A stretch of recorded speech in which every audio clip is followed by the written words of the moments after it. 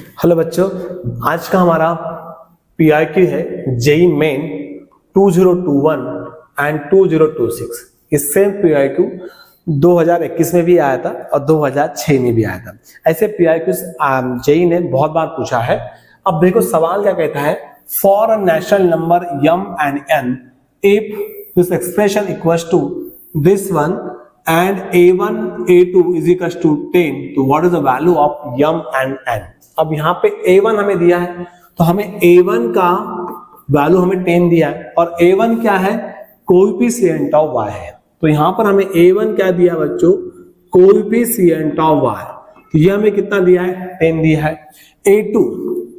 a2 हमें 10 दिया है तो a2 क्या है, कोएफिशिएंट ऑफ y स्क्वायर है, तो कोएफिशिएंट ऑफ y स्क्वायर ये कितना हो जाएगा, 10 हो जाएगा। अब देखो आगे देखो, हमें पता है कि coefficient of y to the power r in 1 minus y whole power n क्या मिलेगा, ये होगा mcr minus 1 to the power r, और coefficient of y to the power s in 1 plus y whole power n, तो ये कितना होगा ncx minus तो आएगा नहीं यहाँ पर, तो ये कितना मिलेगा, ncx मिलेगा। अगर हम इन दोनों का मल्टीप्लिकेशन करते हैं तो therefore coefficient of y to the power r into y to the power s in 1 minus y whole power m into 1 plus y whole power n is equal to क्या होगा, mcr into ncs minus 1 to the power r। Clear. अब देखो अगर हम बात करें तो ये जो है y to the power r into y to the power s, क्या है हमारा y to the power r plus S है, यस। तो इसको हटाकर हम लोग यहां पर क्या लिखते हैं, y to the power r plus S लिखते हैं। तो y to the power r plus x का कोएफिशिएंट कितना है, mcr into ncx into minus 1 to the power r। अब हमें देखो हमें क्या दिया है, a1 दिया है, कोएफिशिएंट ऑफ y दिया है। अब कोएफिशिएंट ऑफ y कितना दिया बच्चों, हमें कोएफिशिएंट ऑफ y हमें दिया है 10, कितना दिया है, कोएफिशिएंट ऑफ y हमें कितना दिया है, 10 दिया है। अब कोएफिशिएंट ऑफ y मतलब r प्लस s कितना हुआ यहाँ पे हमारा r प्लस s हुआ बच्चों 1। अगर हमारा r प्लस s अगर हमारा 1 है, अब देखो ये r है ये s है, अगर r 0 है तो s कितना होगा 1, और अगर r 1 है तो s कितना होगा 0। ये दो ही कॉम्बिनेशन आएगी, बस यहाँ पे रख दो। तो mcr मतलब mc0 इंटू ncs मतलब 1 minus 1 to the power 1। Next क्या आएगा, r इज 1 s इज 0, तो mcr ncs into ncs minus 1 to the power कितना बनेगा, माइनस 1 टू द पावर 1। अब ये दो केसेस है, इसका इनका क्या होगा, सम होगा।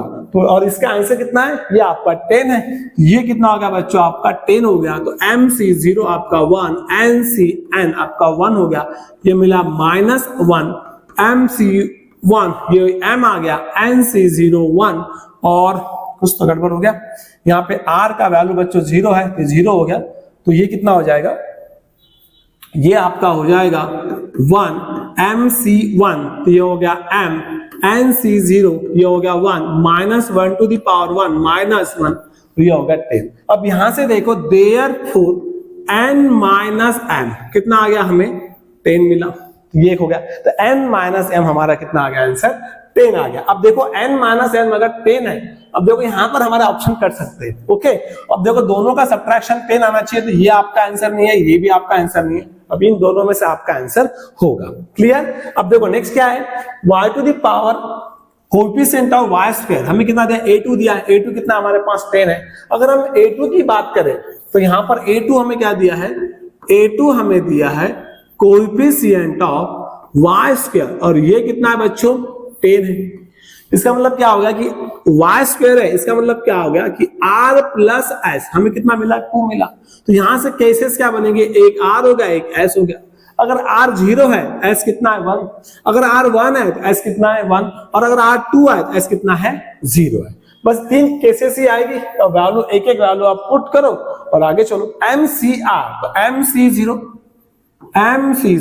ओके, क्या मिलेगा MC0 इंटू NCS, S कितना है 1 है, NCS minus 1 to the power 0 plus MCR तो MC1 कितना आएगा MC1 NC1 minus 1 to the power 2 0 है, तो MCR मतलब क्या होगा MC2 NC0 minus 1 to the power 2 is equal to कितना आ गया 10 आ गया।